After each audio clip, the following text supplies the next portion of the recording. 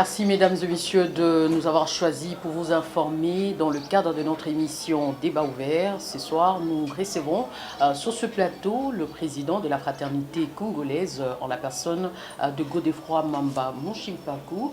Avec lui ce soir, nous allons parler de son itinérance, de l'itinérance qu'il a déjà entamé dans les différentes provinces de la République démocratique du Congo. Déjà, il est parti au Congo central, suivi de Grand Bandundu, qu'il est déjà parti, et puis Maroc. Il est sorti d'ailleurs de la RDC, toujours dans le cadre de cette association. Et sans plus tarder, je m'en vais vers mon invité pour lui dire bonjour et bienvenue dans cette émission. Bonjour madame. Ça fait un bail, hein? Ça fait un bail, mais on est là pour répondre aux devoirs de Ça fait un bail, mais on est là pour répondre aux devoirs de Je crois que le téléspectateur nous demande, mais où est-ce que vous étiez parti? Nous sommes là, toujours pour vous informer. Et déjà d'entrée de jeu, vous suivez l'actualité qui se passe dans le pays, et avec cette levée des immunités parlementaires de l'ancien président, Joseph Kabila, lui qui est sénateur à vie, et plusieurs charges ont été attribuées en sa personne, et voilà qui a poussé le procureur général à formuler cette demande au niveau du Sénat et pour qu'il puisse être entendu sur le plan judiciaire. Et quelle est votre analyse de la situation, vous qui êtes le président de la fraternité congolaise? Il faut dire que chez nous on dit Kotohe Kaluvula. Ça veut dire qu'il ne faudrait pas vous en prendre au vent, mais c'est plutôt vous qui vous êtes mal placé.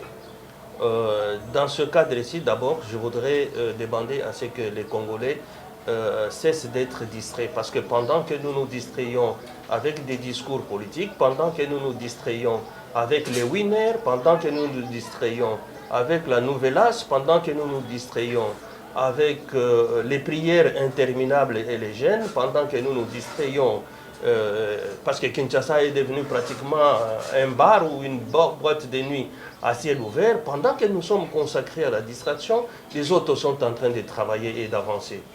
Et je ne vois pas en quoi cela intéresse réellement la population congolaise.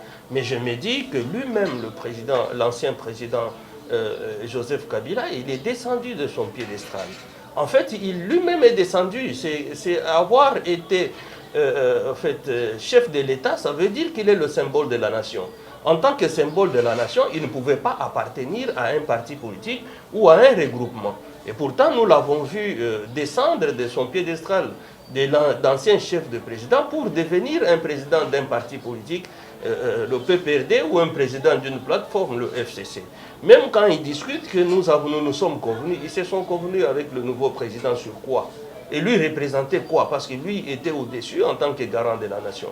Je ne sais pas ceux qui sont en train de le conseiller, mais je ne peux pas comprendre quelqu'un qui a refusé d'être candidat au nom du PPRD pour son deuxième mandat. Il accepte subitement de devenir membre du PPRD. Ça veut dire qu'il cesse d'être l'expression de l'ensemble de la population congolaise. Il devient l'expression de l'opinion d'un parti politique ou d'un fait privé qui est un parti politique ou une plateforme.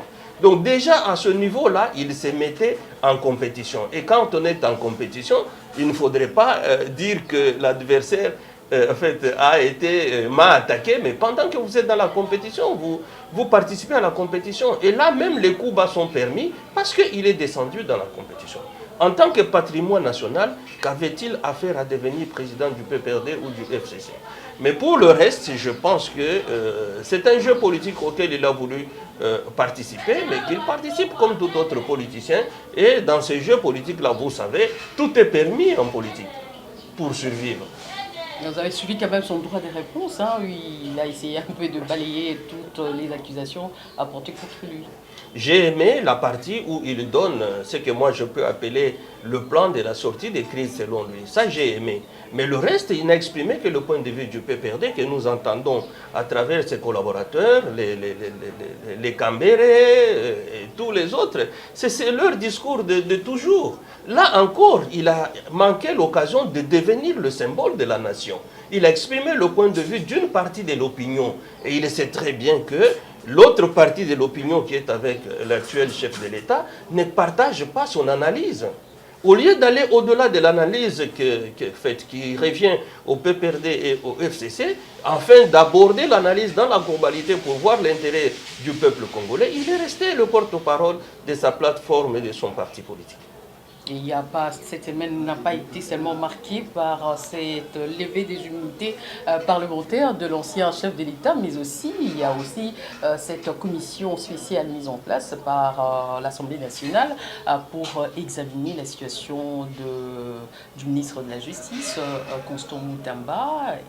Vous avez quand même suivi au niveau de l'Assemblée où le procureur a adressé, le procureur de la près de la Cour de cassation a adressé cette lettre au niveau de l'Assemblée nationale pour essayer un peu de voir par quels moyens, selon le charge porté contre lui, pour lever ses immunités. Et si on arrivait quand même à lever ses immunités conformément à l'article 166 de la Constitution, est-ce que ça serait violer la Constitution ? D'abord, il faut que j'exprime ici ma satisfaction. Je suis satisfait du fait que le jeu politique est en train de s'ouvrir. Quand on vous regardait d'où nous venons, nous qui avons combattu le maréchal Mobutu, nous savions qu'à son époque, un ministre ne pouvait pas être accusé et même le débat engagé au niveau du Parlement. Rappelez-vous de la lettre de 52 pages qui a été rédigée après les interpellations de 1980, si je ne me trompe pas. Ça démontrait directement que le régime Mobutu avait fermé le débat pour pouvoir consacrer la pensée unique qui était la pensée du maréchal Mobutu et qui était la pensée du MPR. Aujourd'hui, c'est tout à fait bon que nous voyons que même les ministres en fonction sont accusés et le Parlement prend le pouvoir de discuter et d'élever ça. Même si aujourd'hui c'est encore désordonné, mais cela donne l'espoir que demain notre démocratie va être vivante et que demain tout celui qui va voler l'argent de la République sera soumis à un jugement. Et je voudrais seulement attirer l'attention de la population congolaise que ce n'est pas parce que quelqu'un est accusé qu'il est coupable. Non, c'est encore des accusations. Nous allons voir comment l'action judiciaire va pouvoir évoluer et nous verrons enfin quelle est la décision que la justice prendra. Si la justice établit qu'effectivement il est coupable, c'est une bonne chose, mais s'il n'établit pas qu'il est coupable, en ce moment-là, le ministre de la Justice va en sortir régaillardi et je pense que c'est ça la vie de la démocratie. Mais encore une fois, je dis, c'est un peu de la distraction parce qu'ailleurs, les autres travaillent. Ici, chez nous, je l'ai dit, nous sommes dans une distraction beaucoup plus grande. Malheureusement, la politique aussi est venue s'inscrire sur la liste des distractions qu'on offre à la population congolaise. Mais distraction à quel niveau? C'est une distraction, madame. Comment ça? Le pays est inoccupé. J'ai sillonné le pays, j'ai trouvé qu'il n'y a que 10% du territoire national qui est occupé et il n'y a aucune occupation en termes d'activité économique. Parce que la population congolaise et la majorité de notre peuple n'attend pas manger le discours politique. Il attend manger le maïs, il attend manger les vaches, il attend manger les moutons. Mais qu'est-ce que nous faisons à la longueur de journée? Nous sommes en train de discuter sur la politique au lieu de pouvoir travailler et cultiver. L'UDPS dans lequel je suis a été le résultat des débats et surtout de la mauvaise gestion du régime Mobutu. Et le progrès social que prend l'UDPS, en fait, doit être le résultat du travail économique que nous allons faire. Mais si vous prenez, moi qui ai sillonné le peu que j'ai pu sillonner, si vous prenez Kinshasa jusqu'à Matadi et même jusqu'en Singini, quand vous prenez Kinshasa jusqu'à Kikwit par exemple, j'ai personnellement compté les rivières qu'il y a plus de 20 rivières entre Kikwit et Kinshasa, mais vous ne trouvez même pas un hectare de maïs ou un hectare de quelque culture que ce soit. Mais en parlant de madame, c'est important. Il y a quand même un ministre en charge de cet aspect de choses. Donc là, nous sommes en train de parler de la justice, le ministre de la Justice qui est attaqué sur le plan judiciaire. Excusez-moi de faire comprendre à l'opinion congolaise qu'ailleurs on travaille. Je ne sais pas si le ministre de la Justice a déjà chaussé les bottes agricoles. Non, il est là, dans les chaussures mocassins, dans les chaussures, je ne sais pas comment on les appelle, et dans son bureau, il n'a jamais été sur un champ. Parce qu'il n'y en a même pas. On va entrer dans le vif du sujet tout Non. à l'heure avec vous. On va en parler. Permettez-moi d'établir une comparaison. J'ai dit que je suis parti de Kinshasa jusqu'à Kikwit. Je n'ai pas vu 2 hectares de maïs consécutifs. Je viens du Maroc, j'ai fait Rabat-Casablanca. Tout le long du chemin de fer, on va parler de votre ce sont des... Madame, je vais terminer. Non, parce que là, vous allez puiser mon émission. Vous entrez déjà dans le vif de sujet de mon émission. Donc, patientez, nous allons y arriver. Okay, nous sommes en train de parler sur le plan judiciaire, le ministre qui est attaqué. Et aujourd'hui, selon la Constitution, on lui demande à ce qu'il puisse démissionner. Et nous voyons que le ministre est en train de prendre encore tout son temps. Hein, et il ne démissionne pas. N'est-ce pas violer la Constitution?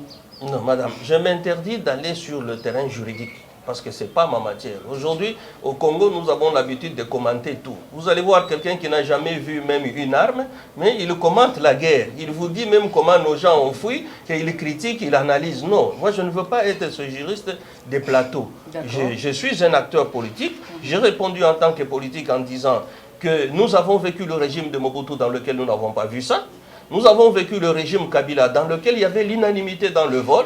Aujourd'hui, nous vivons le régime Tshisekedi dans lequel, à l'intérieur du régime, il y a des gens qui refusent la corruption, qui refusent le vol. Et c'est ce qui fait qu'aujourd'hui, tout ce qui se faisait dans le noir hier dans des régimes dictatoriaux sont en train d'être remontés à la surface et la population est en train de regarder. Mais ne nous distrayez pas avec ça. Ce qui est très important pour la République démocratique du Congo, c'est le travail, c'est la production. Comment les autres travaillent, comment les autres produisent. Je l'ai vu, vous avez dit qu'on en parlera. J'approfondirai le sujet au moment venu. D'accord. Je rappelle à nos invités ici, dans le cadre de cette interpellation du procureur général près la Cour de cassation, déjà l'Assemblée nationale est en train d'y travailler. Il y a déjà une commission qui est mise en place pour examiner d'une manière approfondie cette question. Quelle est aujourd'hui la situation sur le plan global de votre fraternité que vous dirigez? Au niveau de la fraternité congolaise, d'abord il faut commencer par le début. Nous avons analysé la crise, c'est pourquoi vous sentez que je n'ai pas la même prise de position que peut-être certaines personnes. Nous avons analysé notre crise dans la République démocratique du Congo et nous nous sommes rendus compte que la crise n'est pas une crise économique, ni une crise sécuritaire. En fait, c'est le Congolais, lui, qui est en crise lui-même. Le Congolais est en crise. Il est en crise parce qu'il ne se définit plus par rapport à sa nature première, qui est celui de ressembler à la nature divine qui est en lui, mais plutôt il se définit par rapport à ce qu'il est. C'est pourquoi aujourd'hui, celui qui est important d'entre nous, c'est celui qui a la voiture, celui qui a la maison, celui qui a les chaussures. Ce n'est plus Dieu qui vit en lui, ce n'est plus lui qui est important, ça devient les chaussures qui deviennent importantes, ça devient la voiture qui devient importante, ça devient la maison qui devient importante, parce que c'est cela maintenant qui nous définit et qui nous donne la valeur dans notre société. Et cette crise, comme nous l'avons décrit, peut être résorbée. Et c'est cette guérison du Congolais qui va permettre à ce que demain, tout ce que nous sommes en train de vivre comme effet de la crise puisse pouvoir disparaître. Et de ce point de vue-là, au niveau de la fraternité congolaise, nous avons lancé une opération de sensibilisation pour que le Congolais se retrouve. Je veux emprunter le langage ici des musiciens, c'est que nous disons simplement Talasima Zonga Moto. Parce que le Congolais n'est plus l'homme qu'il faut. À travers son comportement, à travers sa perception de sa propre vie et de lui-même, c'est pourquoi nous disons la réconciliation avec la divinité qui est en nous, qui est le premier axe. Le deuxième axe, c'est la réconciliation avec sa culture. Le quatrième axe, c'est la réconciliation avec sa religion. Je voudrais ici rappeler, quant à ce dernier point, que la réconciliation avec sa religion est très importante parce que nous voyons qu'aujourd'hui, au lieu que les gens se battent pour rencontrer Dieu qui est en eux-mêmes, ils font des démarches extérieures pour pouvoir aller chercher Dieu en oubliant que Dieu est en eux-mêmes.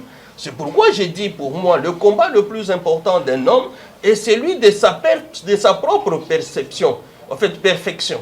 S'il n'est pas parfait, s'il ne réduit pas ce qui est en lui. En termes de charnel, il reste un homme charnel. Et pourtant, s'il fait grandir le spirituel qui est en lui, il devient un homme spirituel. Et en devenant un homme spirituel, il dégage l'amour envers les autres humains. Et il dégage l'amour de la patrie. Parce que vous ne pouvez pas aimer le peuple sans aimer la patrie. C'est comme ça que la fraternité congolaise a deux axes de travail.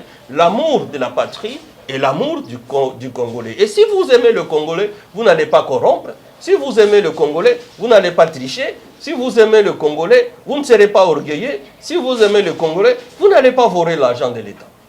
Et est-ce que c'est dans ces cadres-là que vous avez entamé une série sous forme de campagne au niveau de différentes provinces pour sensibiliser la population dans ce cadre-là, de résoudre cette crise? Évidemment, nous sommes en train de sensibiliser la population pour lui demander de redevenir lui-même, de redécouvrir la divinité qui est en lui. C'est parce que quand nous perdons notre divinité que nous devenons ce que nous sommes et que notre pays est devenu ce qu'il est. En fait, aujourd'hui, on peut dire que nous sommes devenus la poubelle. Parce que quand tu pars de Lemba, par exemple jusqu'en ville, je vois que tout ce qui nous caractérise, c'est le désordre. Quand vous rentrez le soir du service, regardez, Kinshasa ressemble à un gros bar, avec des gens ivres à 90%.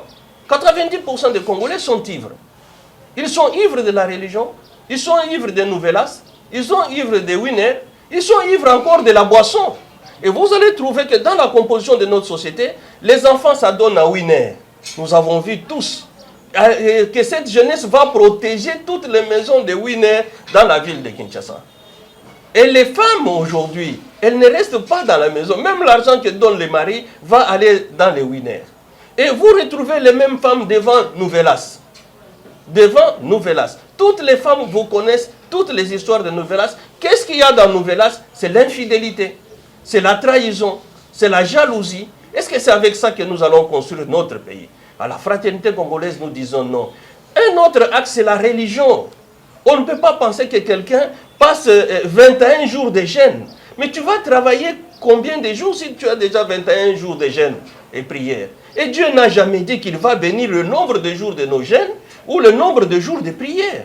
Dieu vous dit, je bénirai les œuvres de vos mains. C'est pourquoi en descendant à la population, nous demandons à la population de travailler et de venir chez Dieu avec les œuvres de nos mains pour que Dieu puisse bénir cela. Ce que je dis, je le dis en théorie, parce qu'aujourd'hui au Congo, on ne travaille plus. Mais quand nous sortons du Congo, j'étais au Maroc, je l'ai dit, les gens sont en train de travailler du matin au soir. Toute la ville ou tout le pays, les gens ne prennent que du thé. Ils ne sont pas ivres. Ils sont clairs et ils sont responsables. C'est à ça que j'appelle le peuple congolais. Parce que s'il ne travaille pas, ce pays partira. Je l'ai dit, j'ai fait Congo central, j'ai fait Bandundu. Nous n'avons même pas une occupation à 10%, ni de l'activité économique, ni de l'activité humaine. Et cela veut dire que demain, ceux qui sont en train d'envier notre terre qui chôme, viendront prendre notre terre sans nous, parce que nous ne serons même plus capables de nous battre pour les contenir. Et où nous mettons les engagements que nous avons, et dans l'hymne national, et dans les armoiries. Vous avez parlé de la jeunesse qui se donne au jet d'hasard, vous avez parlé de la religion qui aboutisse un peu la population également, les novelas. Mais quel est aujourd'hui les devants que la fraternité a prises pour que le jeune ne puisse plus s'adonner à cette culture, pour que les femmes et les Congolais d'une manière générale ne puissent plus être, que la religion ne puisse plus être l'opium du peuple? D'abord, la première chose, le Congolais critique tout. D'abord, il critique le chef de l'État, il critique le gouvernement. Au niveau de la fraternité congolaise, nous avons décidé de ne pas critiquer, de nous mettre à travailler. Après avoir pris cette option d'accompagner le gouvernement, quelles que soient ses faiblesses, nous avons levé une deuxième option, c'est celle d'avoir une ferme par province. Ce n'est pas parce que nous avons l'argent pour que nous fassions la ferme, nous avons vu ailleurs. Quand vous voyez en Chine, même dans les pays du Sahel, parce que je vous ai dit que j'ai discuté avec les ressortissants des pays du Sahel qui aujourd'hui sont en train de vivre leur indépendance par rapport à toute les influences extérieures, il pratique l'actionnariat populaire.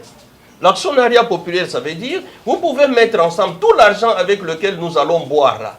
Les Congolais peuvent se décider d'arrêter de boire un jour par semaine et de récolter cet argent que nous dépensons dans des boîtes de nuit pour en constituer l'actionnariat pour l'agriculture. Parce que c'est ce qui est le plus facile à faire dans notre pays. C'est comme ça que la fraternité congolaise a pu adopter cette décision d'avoir une ferme par province. Donc on pourrait déjà avoir 26 fermes pour nous permettre de produire, et non seulement produire pour nous, mais produire aussi pour la population et vendre à moindre frais. Ce sont deux axes très importants que nous sommes en train de... La deuxième chose que la fraternité congolaise va faire, en fait, c'est au niveau de la redéfinition de l'homme congolais. L'homme congolais se définit par les habits, il se définit par les chaussures, il se définit par sa coiffure, et même il s'embellit pour qu'il... C'est celui le plus beau là, qui est le plus important dans la société. Quand il porte ses chaussures, les chaussures dépassent même les frais scolaires de son enfant, mais il préfère que son enfant soit à la maison et lui va porter une belle chaussure de 1000 $, de 500 $ pendant que son enfant n'est pas allé à l'école. Et nous disons aux Congolais qu'il doit se redéfinir par rapport à sa capacité de création, de production, parce qu'il est créé à l'image de Dieu, il doit créer, il doit produire, c'est ce que Dieu nous a recommandé. Et si le Congolais, à ce point de vue-là, n'y arrive pas, c'est parce qu'il a été déraciné. C'est pourquoi nous nous disons, nous allons vers notre culture, vers notre civilisation, pour nous permettre à ce que demain, nous puissions être l'expression de nous-mêmes, et cette expression se traduira à travers le travail, à travers la production, pour que demain, nous ne soyons pas les esclaves des autres. Ceux qui vont continuer à dormir, ceux qui vont continuer à paresser, ceux qui vont continuer à suivre les Nouvelas, à suivre les Winners, à suivre tous les matchs de toutes les équipes européennes, et tous ces gens-là qui sont en train de distraire, c'est de l'énergie productive que nous sommes en train de perdre. Ce que nous ne voyons pas ailleurs, ailleurs les gens sont concentrés pour travailler. Ils ne sont pas là à la longueur du journée, le président Kabila, le président Tshisekedi, Matata, et Constant Mutamba. Non, ça ne peut pas être la tasse du thé des Congolais. Pendant que nous sommes en train de nous distraire avec Mutamba, avec Kabila, avec Tshisekedi, avec Matata, pendant que nous sommes en train de nous distraire, les autres sont en train de travailler et produire. Regardez ce qui s'est fait au Burkina Faso. Regardez ce qui s'est fait au Burkina Faso. En tout cas, merci Président pour toutes ces précisions, mais une campagne dans chaque province, c'est la campagne que vous êtes en train de mener pour essayer de donner les jeunes Congolais le travail pour qu'ils puissent s'en sortir, qu'ils sortent un peu de ces jeux d'hasard qui se sont déjà donnés. J'espère que c'est le cas. Oui, c'est-à-dire que quand nous arrivons quelque part, la première chose c'est de faire montrer la situation. Et à déjà au niveau du Congo central, qu'est-ce que vous avez fait exactement? Au niveau du Congo central, d'abord nous sommes allés visiter le mausolée du président Kasavubu, parce que dans notre perception, nous ne devons pas nous couper de notre histoire. Aujourd'hui, les Congolais ne connaissent rien ou presque rien de leur histoire et surtout du président Kasavubu. Nous sommes allés nous réconcilier avec notre histoire en parlant au président Kasavubu et je l'ai fait, nous l'avons fait. Mais qu'est-ce que vous lui avez dit? Nous avons dit au président, d'abord nous avons demandé pardon au président Kasavubu. Parce que dans la conception générale, il n'y a pas que le président Kasavubu. Je prends le premier ministre Patrice Emery Lumumba. Vous allez voir qu'à peine lui est connu. Mais on a oublié qu'à côté de lui, il y avait Okito. À côté de lui, il y avait Mpolo. Je veux parler même de notre propre histoire. Mais qui aujourd'hui peut mettre dans sa tête que celui qui devrait être le tout premier président de la République, ça devrait être Bolikango? Qui connaît encore ça? C'est par hasard, par un concours de circonstances, que Lumumba, qui était dans le même cartel que Bolikango, qui sont des unitaristes, ont pu tendre la perche au président Kasavubu. C'est comme ça que le président Kasavubu est devenu chef de l'État. Pendant que la majorité revenait en fait, au camp unitariste qui était dirigé évidemment par Bolikango et par Patrice Emery Lumumba. Comment prétendre connaître l'avenir? Parce que revenons sur l'histoire. Revenons sur Kasavubu. Après l'histoire, il y a plutôt la culture. Je prends la simple culture. Moi, par exemple, quand on me salue dans ma langue, parce que je commençais aussi par ma langue, mais je réponds Eyo Vidi. Ça veut dire oui, Dieu. Mais nous avons perdu nous avons perdu la connaissance que nous sommes créés à l'image de Dieu. Nous commençons à chercher Dieu en dehors de nous. Je sens l'émotion. Je sens l'émotion, les soucis. Je sens de ramener les Congolais dans leur culture. Le souci de ramener les Congolais à se connaître eux-mêmes, avant de pouvoir même connaître l'histoire, avant de pouvoir connaître la science, il faut qu'ils commencent à se connaître pour qu'ils se définissent correctement par rapport à l'avenir et par rapport au monde. Mais revenons sur les actions du Congo central. Les actions du Congo central, nous avons vu le mausolée de feu président. Nous avons claironné parce que pour arriver au mausolée, ça a été difficile. Nous avons demandé à ce que le travail soit fait. Effectivement, quelques temps après, je salue la première ministre qui a fait cette route. Parce que nous sommes partis de Boma à Singini, c'est au-delà des 100 km. C'est presque vers la frontière avec l'Angola, dans la province qu'on appelle Tchangano, un peu plus vers l'Angola. C'est là où il y a le village Singini, là où repose l'ancien chef de l'État Kassavubu. Et j'invite tous les Congolais, parce que maintenant la route, elle a été balisée, elle est bonne maintenant. On peut y mettre moins d'1 heure. Nous, on avait mis 7 heures du temps pour quitter Boma jusqu'à Singini. Aujourd'hui, j'invite tous les Congolais de faire le pèlerinage sur la tombe du président, sur le mausolée du président Kassavubu, parce que, en fait, il faut connaître son histoire et que lui aussi sera content qu'il soit visité. Mais est-ce qu'il vous a parlé en retour? Oui, il m'a parlé en retour, parce que dès que nous sommes arrivés là-bas, parce que c'était après que Goma ne soit tombé, et vous voyez qu'après avoir parlé avec lui, aujourd'hui les hostilités ont été arrêtées et nous sommes entrés dans la voie de la paix, sans oublier que le président Kassavubu était un homme de paix. Et je lui ai dit, tu nous as abandonnés, pourquoi? Effectivement, c'est de la même manière que en étant au Maroc, j'ai vu la première dame Bobila Dawa qui nous a reçus chaleureusement, et après nous sommes allés voir le mausolée du président en fait, Mobutu Sese Seko, qu'on a enterré au Maroc. Mais de toute cette visite, et même des visites d'autres mausolées, le mausolée du président Tshisekedi, le mausolée du président Kabila, j'ai formulé une demande au chef de l'État et au gouvernement. Il faudrait que tous ces patrimoines, qui sont des patrimoines nationaux, cessent d'être sous la gestion des familles. Parce que quand vous allez à Singini, vous allez voir l'ingénieur Landou, salut à lui, qui gère le mausolée, il est, je ne peux pas dire plus, il est démuni, totalement démuni. Aujourd'hui, c'est lui. Nous voyons le président Tshisekedi. Oui, parce qu'encore un autre Tshisekedi est encore au pouvoir. Mais si demain le Tshisekedi là n'est pas au pouvoir, que deviendra le mausolée du président Etienne?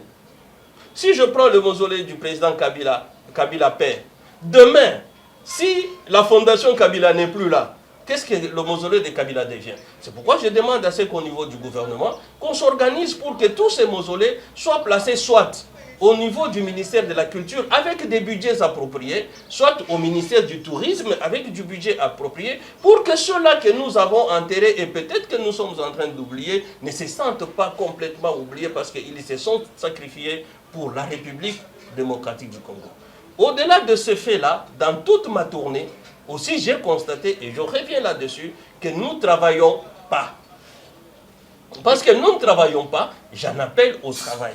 Et nous avons proposé, nous, que dans chaque... Mais qu'est-ce que vous avez remarqué pour arriver à dire que non, le Congolais ne travaille pas? Qu'est-ce que vous avez remarqué sur place? Simplement. Au Congo central, par exemple. Au Congo central, quand vous voyez tout le long de la route, un peu Boma jusqu'à Tchela, il n'y a presque rien. On peut compter plus de chiens que de chèvres.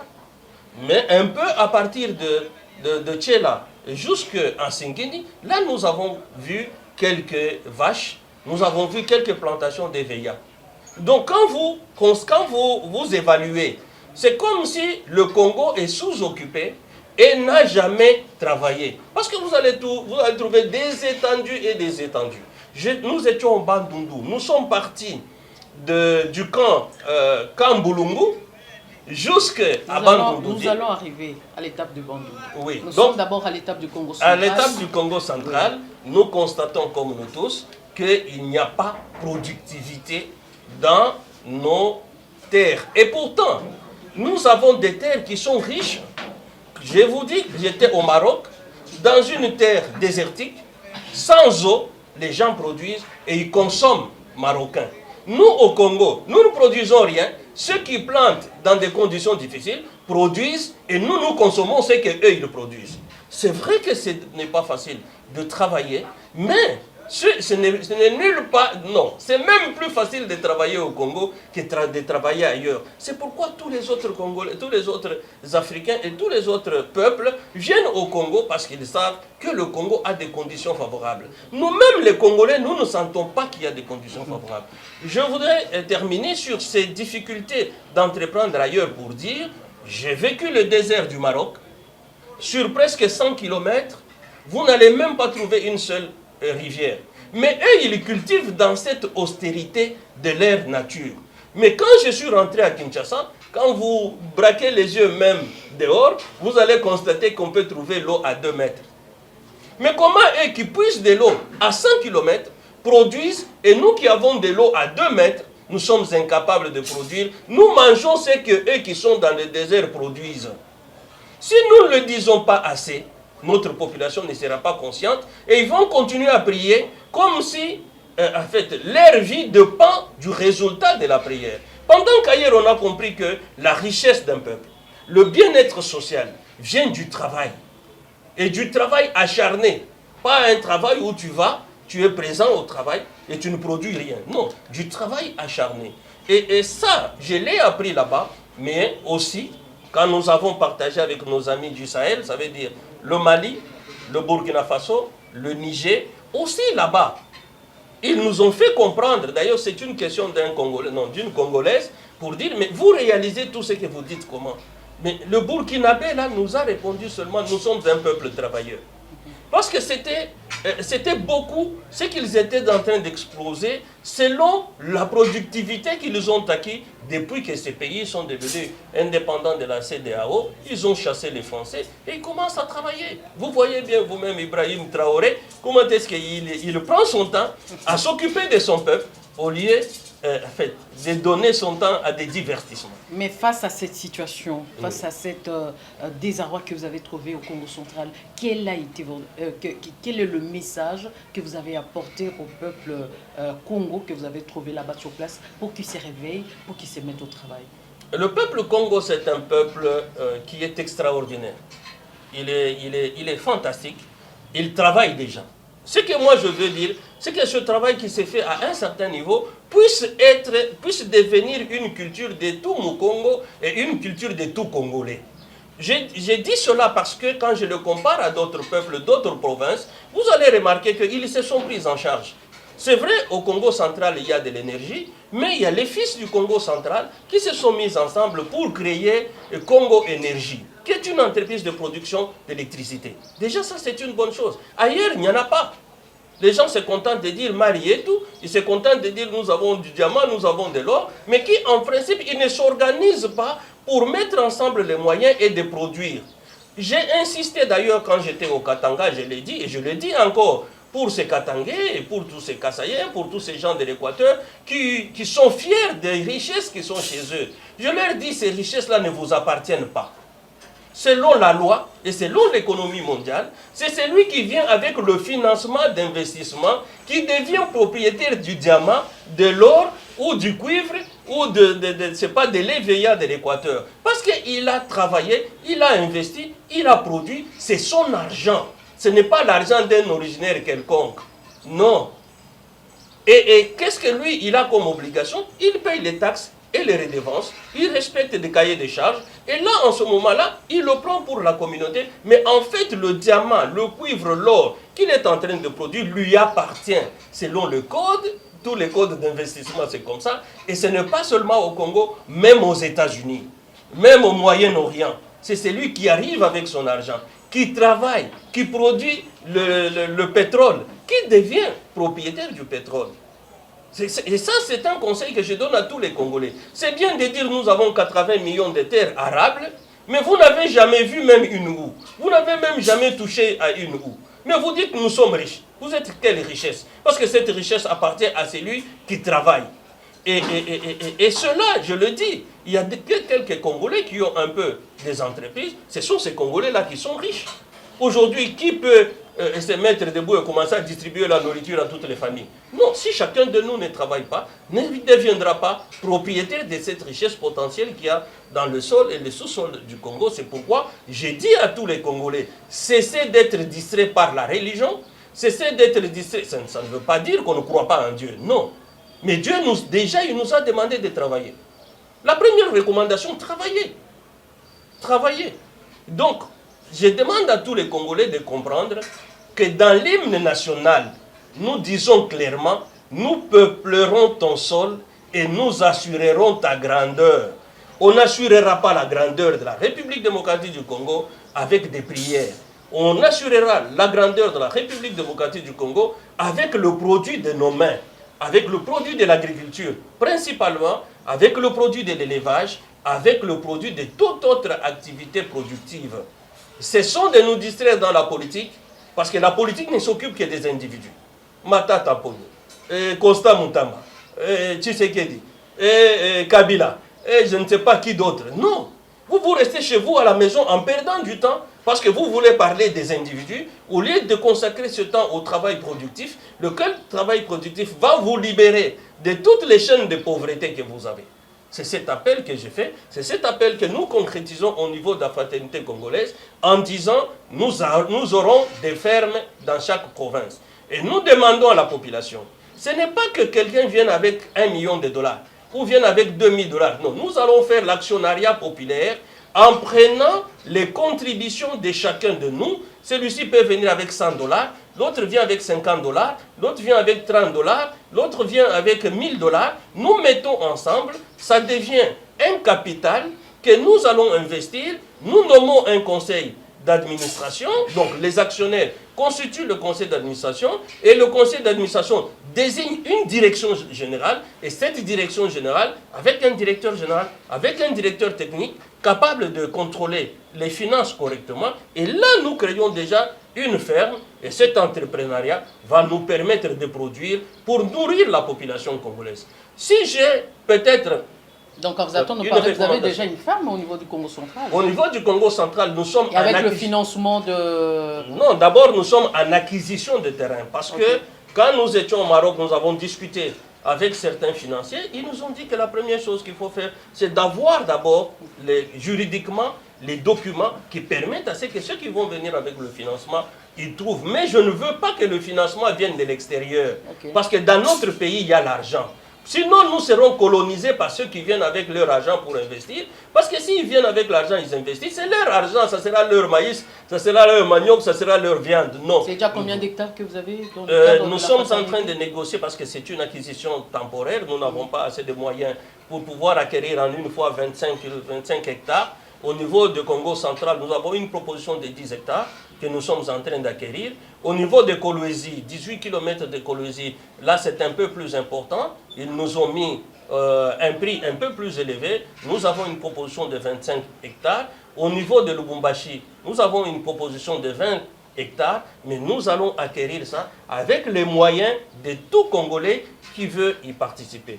J'invite à tous les Congolais, c'est ceux qui m'entendent, de venir, de mettre ensemble les moyens pour devenir des actionnaires dans les fermes que nous allons organiser dans toutes les provinces. Nous allons d'abord cette étape qui est tout à fait juridique, mais aussi nous avons une invitation parce que quand nous sommes partis au Maroc, nous avons rencontré les pays, le ministre des Affaires étrangères du Mali et nous avons discuté avec les ambassadeurs des pays du Sahel.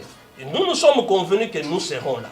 Nous serons au Burkina Faso, nous commencerons par le Burkina Faso, nous irons au Mali, nous irons au Niger pour voir de nos propres yeux l'actionnariat populaire, comment est-ce qu'elle se réalise dans l'agriculture au niveau des 3 pays que j'ai cités. Quand bien même une partie de ces pays est dans le désert, ils arrivent à produire, c'est qu'il y a une expérience à pouvoir profiter d'eux. Nous allons en profiter comme c'est au mois d'octobre, nous allons visiter le mausolée du président Thomas Sankara, qui est l'inspirateur des idées des pays du Sahel. Nous allons en profiter aussi pour arriver au Mali et culturellement en tant qu'Africains, Au Mali, nous allons visiter le royaume, là où était plutôt l'empereur Soundiata Keïta. Et comme vous savez, Soundiata Keïta, qui est un grand empereur qui a vécu au niveau du Mali, au niveau de Bénin et tout le pays, il avait, en fait, on l'appelait Sultan de Sokoto. Nous allons voir sa ville, Sokoto, et nous verrons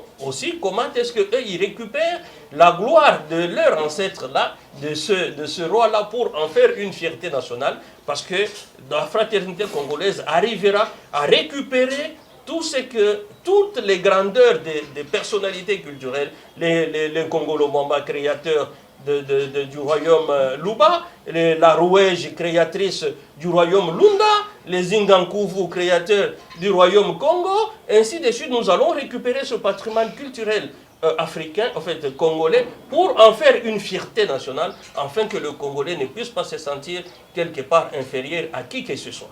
Donc vous avez déjà fait l'étape du Congo central et Bandundu également, le grand Bandundu, oui, dans son ensemble. Et au niveau de Bandundu, quel a été votre apport?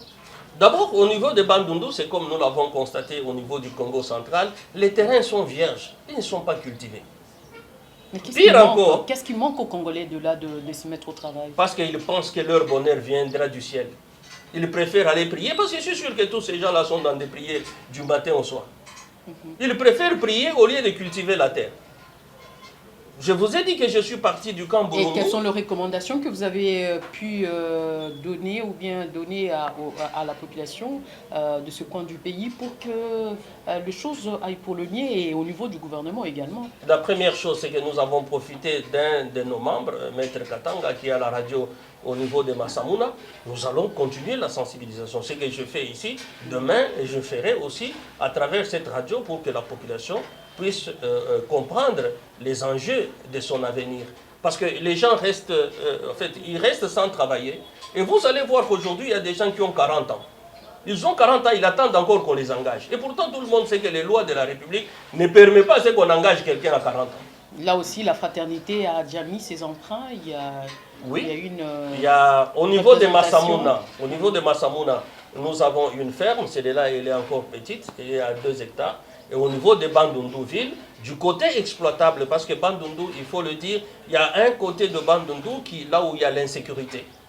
L'insécurité, c'est très difficile de pouvoir travailler. Les gens ont même fui les guerres. Et d'ailleurs, c'est 2 problèmes que je voulais soulever pour le Bandundu, c'est la route et l'insécurité. Nous sommes partis de Kamboulungu en traversant la rivière Kwilu-Inzia, au croisement de Kwilu-Inzia. C'est une très grande rivière. Vraiment, le Congo est beau. S'il y a s'il y a quelqu'un qui n'est jamais passé par là, je vous conseille d'y aller même à pied. Et vous trouverez que c'est fantastique. Nous avons traversé cette rivière pour atteindre la ville de Bagata en bac. Et c'est une très grande rivière. Quand je remarque cette rivière là-bas, et je compare à certains qu'on appelle le fleuve ailleurs, j'étais en France, il y a ce qu'ils appellent le fleuve Seine, n'a pas la grandeur de la rivière Kwilu, au croisement avec Inzia. Mais regardez comment les autres exploitent leur rivière Seine, qu'ils appellent fleuve, mais voilà comment est-ce que nous négligeons le fleuve. En fait, la rivière Kwilu, au croisement avec Inzia. Nous avons traversé avec le bac, c'était déjà assez tard, mais on nous dit faites attention, vous ne pouvez pas dormir ici, parce que la nuit, ce sont les hippopotames et les crocodiles qui récupèrent la nature. Si vous dormez au bord de la rivière, on va vous bouffer. Et effectivement, c'est encore vierge. Les hippopotames sont là, les crocodiles sont là. Mais nous avons traversé la rivière Inzia, au croisement avec Kwilu, et nous sommes allés dormir à Bagata. Et nous sommes partis de Bagata jusqu'à en fait, Bandundu ville. Il faut dire que c'est au-delà de 150 km, mais comme il n'y a pas de route, on a pris les motos. Et on a fait 2 jours de route pour arriver à Bandundu ville. Et le constat est le même. Je n'ai pas vu 2 hectares de maïs cultivés ou 2 hectares de manioc cultivés. C'est révoltant de vivre dans un pays avec des gens qui se disent constamment pauvres, mais qui ont la terre, qui ont l'eau, qui ont la houe, mais qui restent affamés en attendant que la production vienne de l'Afrique du Sud, la production vienne du Maroc, la production vienne de l'Europe. Pendant que nous avons l'herbe verte toute l'année, nous n'avons pas du lait, on nous envoie le lait de la Hollande qui s'appellent Belle Hollandaise, qui s'appellent Nido, qui viennent de l'Europe, là où ils n'ont pas le même climat, là où ils n'ont pas la même végétation. Je rappelle à tout le monde que le climat aride de l'Europe ne permet pas à ce qu'il y ait une verdure pendant toute une année. C'est pourquoi ils conservent, ils prennent les herbes, ils les sèchent, ils les gardent pour nourrir leurs vaches. Nous qui avons l'herbe continuellement sur toute une année, nous sommes incapables d'avoir une seule vache.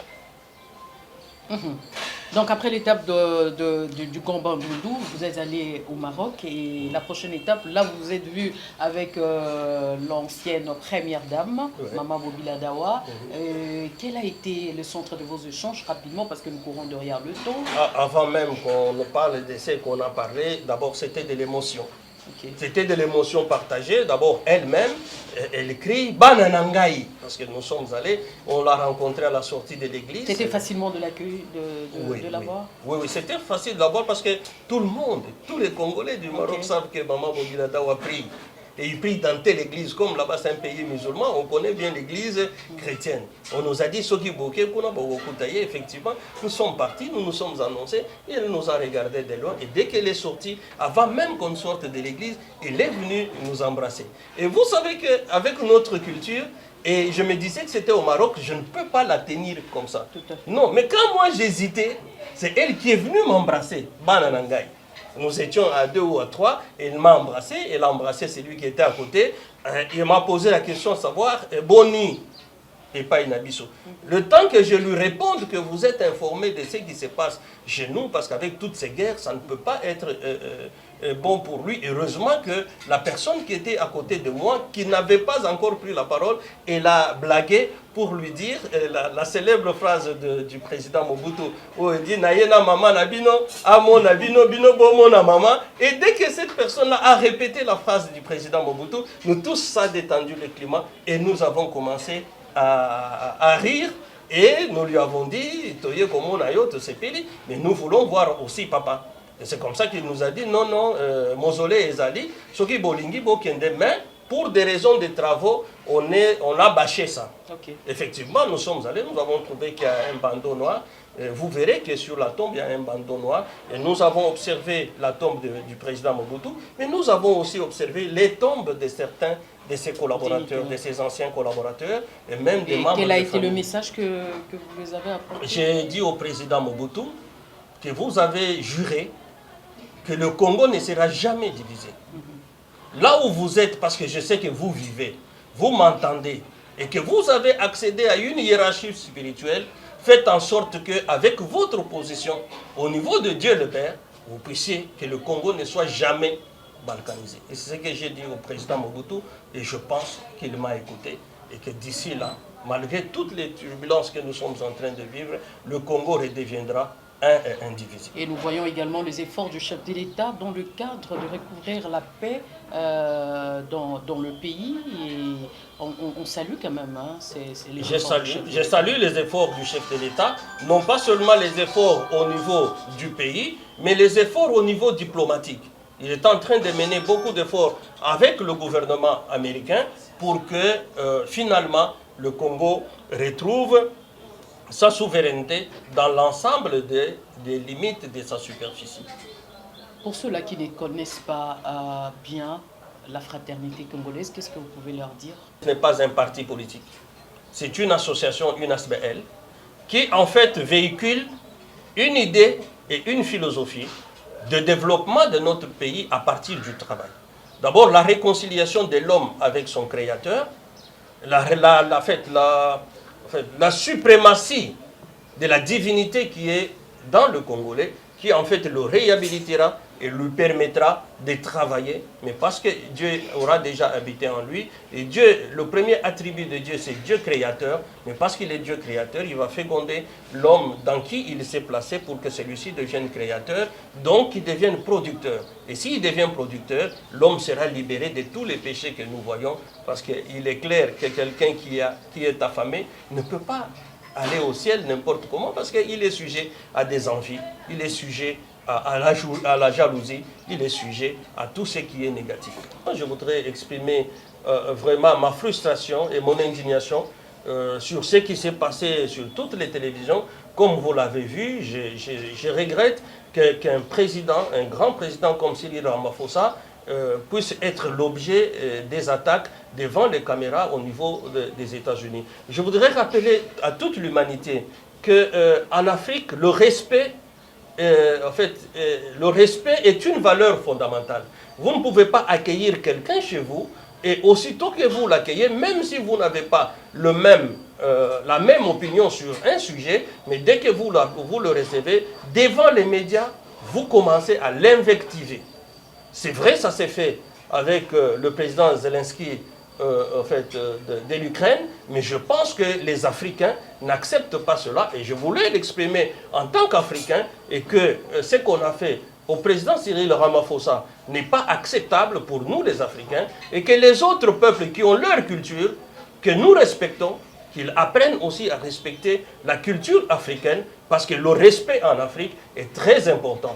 Quel que soit tout ce qu'on pouvait lui dire, on ne peut pas l'exposer devant les caméras du monde en lui faisant des reproches dans son pays parce qu'il n'y a aucun pays qui peut se dire, lui, mieux que l'autre parce que la violence qui se passe en Afrique du Sud, elle n'est pas plus que la violence qui se passe aux États-Unis dans les rues contre les Noirs. Combien de Noirs ont pleuré, combien de manifestations il y a eu aux États-Unis parce qu'on a tué les Noirs seulement parce qu'ils sont Noirs.